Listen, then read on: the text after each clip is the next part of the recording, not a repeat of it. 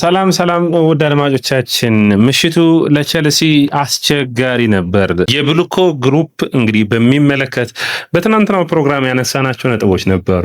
ነገር ግን በቸልሲ ታሪክ እንግዲህ በቻምፒዮንስ ሊግ ምሽት ቸልሲ በአውሮፓ ቻምፒዮንስ ሊግ በለንደን ላይ ታዋቂ እንዲሁም ደግሞ ምርጥ ቡድኖች የሚባል ነው። የአሊያንዝ አሬናው የ2012 ድል፣ የ2021 የቶማስ ቱሄሉ ቸልሲ ማንቸስተር ሲቲን አሸንፎ ዋንጫውን ያሸነፈበት መንገድ የሚደነቁ ምሽቶች እንደነበሩ ይታወሳል። ይህ የትናንትናው ምሽት ጨዋታ ደግሞ በቸልሲ ታሪክ አሳፋሪ ብቻ ሳይሆን ከአቅም በታች የቸልሲን ስታንዳርድ የማይመጥን ጨዋታ ነበር ማለት የሚቻል ነው የሚሆነው። እንግዲህ ቸልሲ በውድድሩ ታሪክ በአውሮፓ ቻምፒዮንስ ሊግ በ7-1 ልዩነት በባየር ሙኒክ የወጣበት የቶማስ በጣም አስገራሚ የነበረው በ2020 በባየር ሙኒክ የተሸነፈበት የሚታወስ ነበር አይደል? ከ16 የወጡበት መንገድ ከሜዳቸው ውጭ በአሊያንዝ አሬና ራላንድ በሜዳቸው 3-0 በአጠቃላይ ውጤት 7-1 የተጠናቀቀው የፍራንክ ላምፓርዱ ቸልሲ በጣም የተቸገረበት ጊዜ ነበር። ያኔ አትሊስት የዝውውር እገዳ ተጠሎባቸው ነበር። ተጫዋቾችን ማስፈረም አልቻሉም። በአካዳሚ ተጫዋቾች ነበሩ። ስለዚህ ከአውሮፓ መድረኮች ጋር ያልተፎካከሩበት ምክንያት ነበራቸው። አሁን ግን ከሜዳቸው ውጭ 5 ጎሎች ተቆጥሮባቸው 5-2 የተሸነፉበት፣ በሜዳቸው ደግሞ 3-0 የተሸነፉበት በአጠቃላይ ውጤት 8-2 ወዳድማቻችን የ6 ጎል ልዩነት ነው። ሁለቱም እንግዲህ የ6 ጎሎች ልዩነት ነበራቸው። ለቸልሲ ምሽቱ አስከፊ ነበር። ገና በ6ኛው ደቂቃ ነው የቸልሲ ሀዘንና የቸልሲ ችግር የጀመረው። ተከላካይ ቅርጹን ተከላካዩን ያሰለፉበት መንገድ፣ ሌም ስብስቡን ያዘጋጀበት መንገድ እንግዲህ አሁን ኤንዞ ማሬስካን የቸልሲ ደጋፊዎች የሚናውቁ ይመስለኛል። በጣም በትልቅ ሁኔታ የኤንዞ መሰናበት ላይ ድጋሚ ተመልሰን ማውራት የሚጠበቅብን ብዙ ጉዳዮች አሉ። እኔ ቀደም ብዬ የሌምን መምጣትና የሌም ጥሩ ቢሰራም ባይሰራ ኤንዞ ማሬስካ ግን የተሰናበቱበት መንገድ በጣም ትክክል እንዳልነበር ብዙን ጊዜ አንስቻለሁ። እንግዲህ ኤንዞ አሁን ቁጭ ብለው የቸልሲን ሁኔታ የሚያዩ ይመስለኛል። ሌላኛው እንግዲህ በጣም በሚያሳዝን ሁኔታ ኤንዞ ፈርናንዴዝ አስተያየት ነው ለኤስፒኤን አርጀንቲና የሰጠው አስተያየት ደግሞ ሌላ ውዝግብን የሚፈጥር ሆኗል። ስብስቡ በእንደዚህ አይነት ሁኔታዎች ወቅት እያለ እንዴት እንደዚህ አይነት አስተያየት ይሰጣል የሚያስብል ነው። እነዚህንና ሌሎች መረጃዎችን አጠናቅሬ ተመልሼ መጥቻለሁ። የትናንት ምሽቱን እንዴት አለፈላችሁ ደረማዎቻችን? አስቸጋሪ ነበር። ነገር ግን ያው ክለብ ሲደገፍ በመሸነፍ በአቻ ውጤቶች መካከል ሁሉ ቡድኑን መደገፍ ነው። እንግዲህ ለውጦች ያስፈልጉታል። በቸልሲ ኃላፊዎች ውስጥ ብዙዎቻችሁ የቸልሲ ደጋፊዎች ብዙ አስተያየት ስትሰጡ ነበራችሁ። ታዲያ ይህ ለውጦች አሁን መምጣት የሚጠበቅበት ይመስለኛል። ወደ አድማጮቻችን ታዲያ ይህ የያ ስፖርት ነው። የያ ስፖርትን ላይክ፣ ሼር፣ ኮሜንት፣ ሰብስክራይብ ማድረጋችሁን አትርሱ። እንግዲህ ስለ ምሽቱ ጨዋታ ነው ብዙ ረዘም ያለ ነገሮችን አላወራም። ወደ አድማጮቻችን ጠቅላላ ስላለው ስለ ቸልሲ ጉዳይ ነው ማነሳው። ነገር ግን በምሽቱ ጨዋታ የመጀመሪያው 6ኛው ደቂቃ ጎል በአሰላለፍ ሁኔታ ላይ ጄምስ በጉዳት አልነበረም። በጨዋታው ላይ መሰለፍ ያልቻለው ማለው ጉስቶ ነበር በሚያሳዝን ሁኔታ። እኔ እንግዲህ በቀይ መስመር ላይ ቻሎባን ለማሳለፍ ለምን እንደመረጠ ግራ ገብቶኛል። አቺምፖንግ የተሻለ የቀይ መስመር ተጫዋች እንደነበር የሚታወቅ ነው።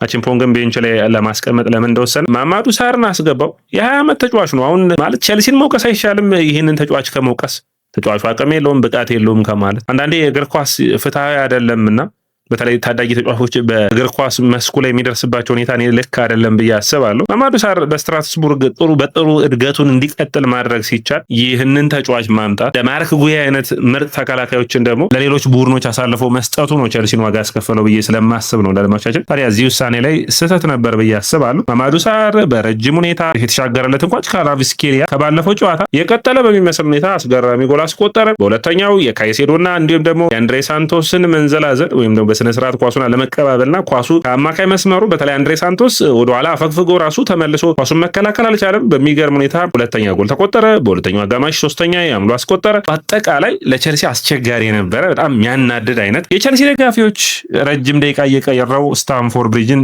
ለቀው ወጡበት። በጣም አስቸጋሪ የሆነ የኛን አብራሞቪች እንፈልጋለን ብለው የቸልሲ ደጋፊዎች የጨፈሩበት የብሉኮ ግሩፕ እባካችሁ ቡድናችንን ክለባችንን ልቀቁልን የሚሉ ረጃጅም አስተያየቶች የቀረቡበት ነበር። እንግዲህ ለቸልሲ በጣም አሳሳቢ ነበር። የመጀመሪያዎቹን 75 ደቂቃዎች በፓርክ ደ ፍራንስ በጣም ጥሩ ፐርፎርማንስ አሳይተዋል። በጣም ጥሩ ብቃታቸውን አሳይተው ውጤታማ ሆነው በ15 ደቂቃዎቹ ግን የመጨረሻዎቹ እነዛ 3 ጎሎች እንደተቆጠሩ የምታስታውሱ ነው። እንግዲህ የተከላካይ ክፍሉን ስታዩት ራሱ አሁን የቸልሲ ደጋፊ ሆናችሁ ዝም ብላችሁ ጨዋታውን ሳታዩ የምሽቱን ጨዋታ አሰላለፉ የተከላካዩን አይታችሁ የጨዋታውን ውጤት የሆነ ያክል መገመት የሚቻል ይመስለኛል። አቶና ማማዱ ሳር፣ ቻሎባ እና ኮኮሬላን ማሰለፍ ትንሽ ልክ ያልነበረ ውሳኔ ነው ብዬ አስባለሁ። በአጠቃላይ አማካኙም ማጥቃቱም ስብስቡ ደከም ብሏል ማለት እኔ አሁን የተረዳሁት ኤንዞ ማሬስካ ይህንን ስብስብ ነበር እንደዛ ውጤታማ ያደረጉት። አንዳንድ ተጫዋቾችን ኦቨርሬትድ ያደረግናቸው ይመስሉኛል። በጣም ታሰብ ይጠበቅበታል።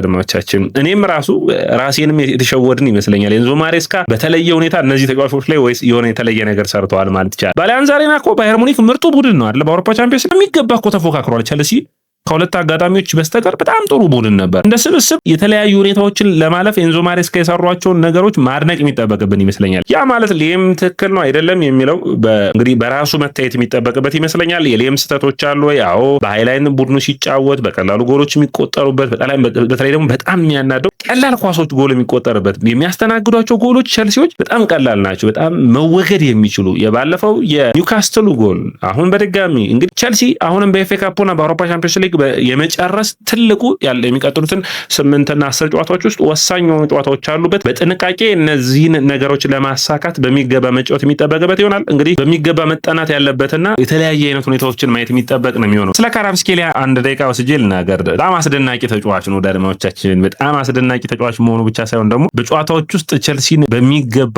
ብቻ እንዲወስድ ያደረገው ይህ የካራብስኬሊያ ብቃት ነው። በዚህኛው ጨዋታ የመጀመሪያው ጎል አስቆጠረው። ባለፈው ጨዋታ ደግሞ ጨዋታውን ተቀይሮ ገብቶ እንዴት ለውጥ እንዳመጣ ይታሰባል። አሁን አንድ የቸልሲን የብሉኮን ግሩፕን የሚከራከር ሰው ካለ አንድ ማስረጃ ላቀርብላችሁ አድማጮቻችን። ፒኤስጂ ይህንን አዲሱን አብዮት በሉዊስ ኤንሪኬ ስር ሲጀምርና ቸልሲ አዲሱን አብዮት ከቶማስ ቱዌል ጋር ሲጀምር የሁለቱም ሁኔታዎች እኩል ዕድሜ ነው ያላቸው።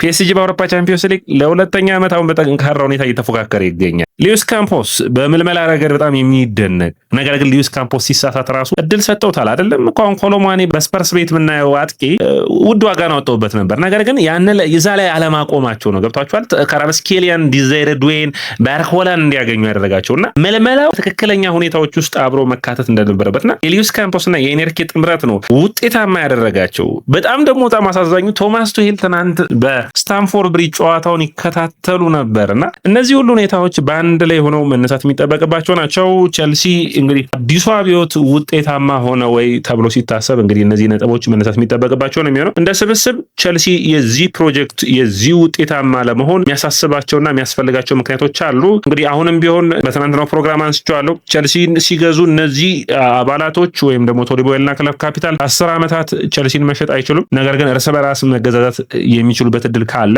እንግዲህ በቶዲ ቦይል ስር ቢሆን ለቸልሲ የተለየ ውጤት የሚያመጣ ነው የሚሆነው። ከፊታችን ቅዳሜ ኤቨርተን ነው። ተጠባቂ ጨዋታ ነው የሚሆነው።